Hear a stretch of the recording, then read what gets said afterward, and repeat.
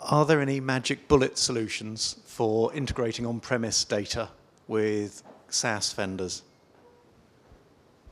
Who'd like that first? So I can talk specifically to the Google offering. We have something called the Secure Data Connector, which is a free piece of technology that enables you to connect on-premise data with our cloud offerings. And we also enable you to connect cloud to cloud. So you can connect Salesforce into Google Apps, and then using things like contextual gadgets, take data from applications like Salesforce or SAP, and then surface those through, for example, a mail in Gmail. So that's our magic bullet solution. There are some ways of doing this. A variety of different sort of vendors offer different solutions. Whether magic bullet is the term that I would use, I'm not so sure. We're doing some interesting things connecting cloud technologies with on-premise technologies to offer coexistence and interoperability in real time. On the software as a service side with things like email and CRM, and on the platform side with things like Microsoft Azure connecting through to on-premise technologies to act in effectively in the same way as the sort of legacy on-premise estate does, securely across the firewall. So in order for the cloud technology vendors to be taken seriously at the enterprise level, these things have to happen. I think there is a ways to go, and we don't have standards that we all adhere to. There isn't a sort of a common way of doing all of this, but I think all of the vendors are becoming more open. So the connectivity, the things that you just described, Richard, I think is becoming more the norm.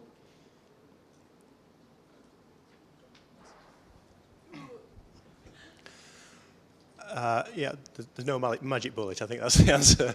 I think there's two types of integration. Clearly, there's integration on the screen, the portal type integration of I want to see this and this combined together.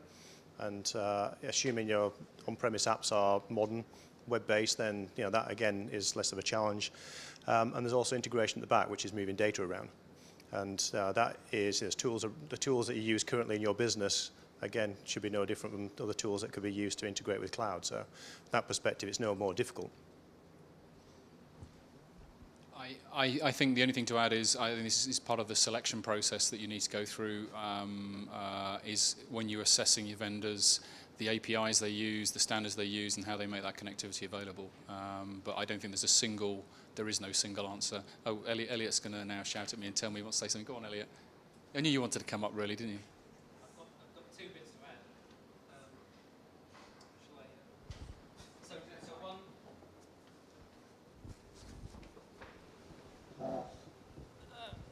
Sorry to heckle from the back. So one aspect to look at is there is a framework which is specifically made for applications that run in the enterprise system to make them compatible with public cloud technologies, in particular the Google technologies, and that's the Spring Source framework. So if you already have an investment in Java applications, you can make them in such a way that they're cloud aware, and when they pop out into the Google system to run in that environment, they automatically reconfigure themselves to pick up data from the way that Google stores data, which could be completely different to the way your own enterprise stores data. So that's one option. The other option is if you haven't got cloud aware applications and you're talking about virtual machines, there is a technology called vPlex. vPlex is technology which enables you to take internal systems, including virtual machines, and have the ability to teleport them out into the cloud environment and still have access to the data without copying all the data. And the way it achieves that is with something called cache consistency. So there's two things to investigate there. One is the Spring Source framework, and the second thing is vPlex. Thank you. Any other questions? Yes? Does anyone have any experience of Navajo Systems encrypted SaaS data backend? They can do it to Lotus Live and Gmail, apparently, based out of Israel.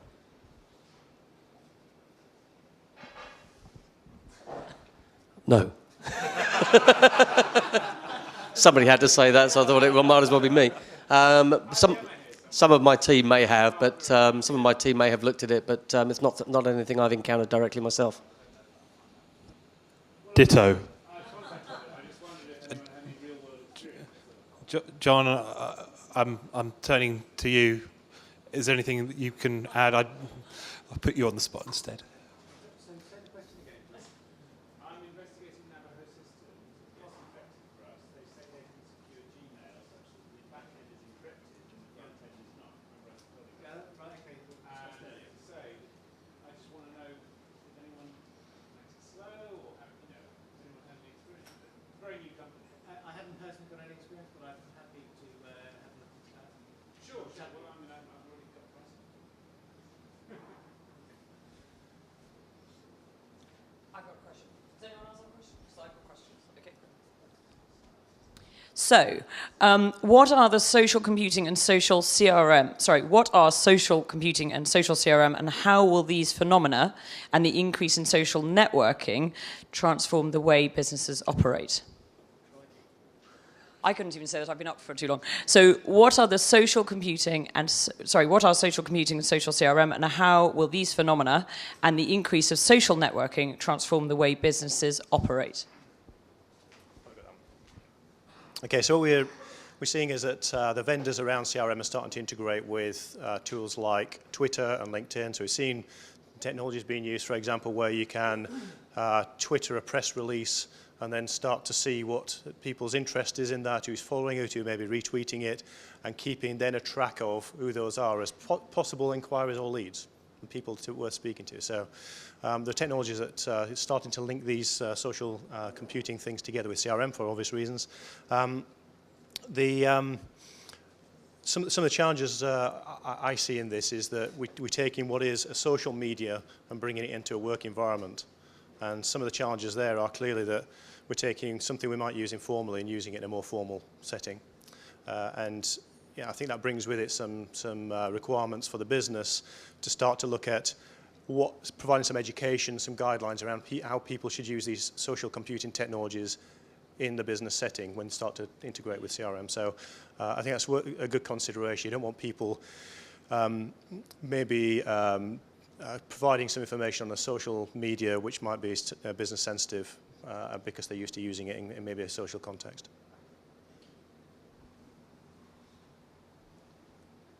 I think we all want to answer this one, so while I've got it, I'll quickly take it. Social means lots of things, different things to lots of different people. I mean, it means Twitter, it means Facebook, it means LinkedIn. It also means actually how do you collaborate, how do you use your networks, how do you use the people around you.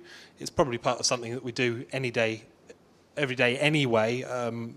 It's a trend as part of, I don't think it's a specific technology that you need to consider as an independent technology. It's going to get built into everything that is developed from here on in. Eric Schmidt admitted the other day that he made a mistake when he didn't really take Facebook seriously a while ago.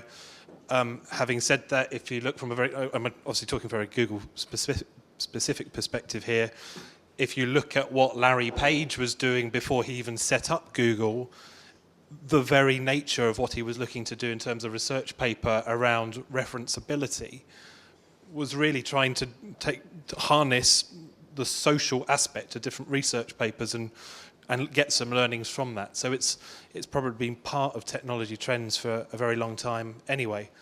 From a Google perspective, again, you may have seen the announcement of the +1 button a while ago, which is probably our attempt to then start getting some of that kind of information as well. So long and short of it, from a Google introspective perspective, the stuff that we're doing, the stuff that we've done that I think brings social technologies to our offerings.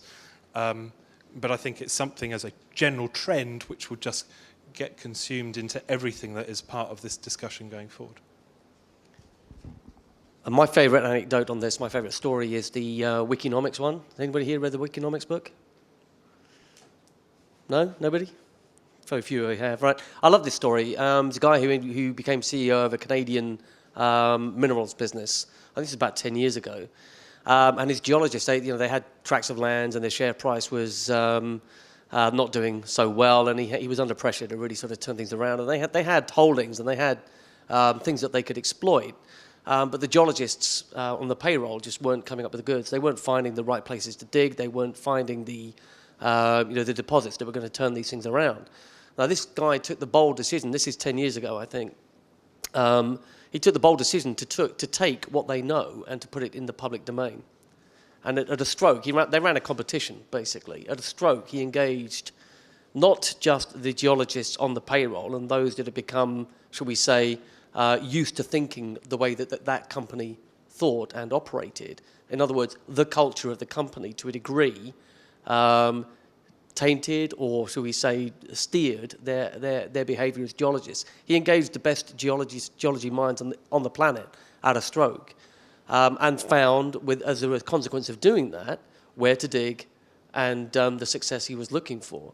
Now, that's a one-off, and that might be something that, in your business is never going to be something that you're going to do, but it proves to me that whether you call that crowdsourcing or social networking or whatever it is, that there is value in engaging creativity and input beyond your domain, beyond your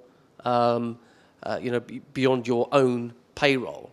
And to a degree, social networking is a part of that. And the other example I would give is the one that we were talking about on our table earlier, where people that have been used to advertising their products in mainstream media are now looking at social networking as the way to move that advertising spend forward and to engage more directly with the individual consumer. So, there is a debate about where the future lies for advertising revenues in the industry in the online space, and clearly, sites like Facebook have a corner on parts of that market. So, I think social networking and social CRM are most definitely here to stay, and you can again see this in the way the vendors are investing and innovating around the technology that they're providing. So you will get social networking within your organization.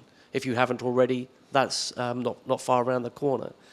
So yeah, some great examples, and I think it's something, again, that has a sort of degree of inevitability to it.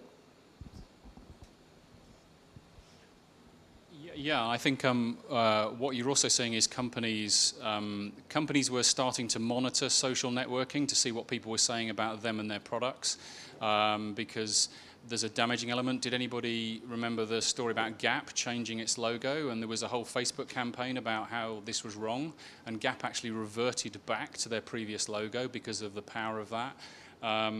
Equally, we're seeing lots of companies actually use social networking as a way of influencing the perspective of their product. So if you see someone tweeting about a product saying it's good, that could well be a student who's being paid to do that by another company. This is going to be an interesting mix of people using this to sell and monitor how people are perceiving their companies. There was a great example where there was a radio station in London where one of the DJs was complaining about his smartphone, I won't say which one, and the next day he had a smartphone from another provider got sent to him, and that was picked up from his tweeting, because there are companies that actually specialize in monitoring what's going on. And the day after, he was then talking about the other person's phone, on a commercial radio station. I mean, that's the kind of marketing that positively and negatively that used to have to spend a lot of money to get. So it's really interesting how those things are coming together and how people are using that to push and pull from the market.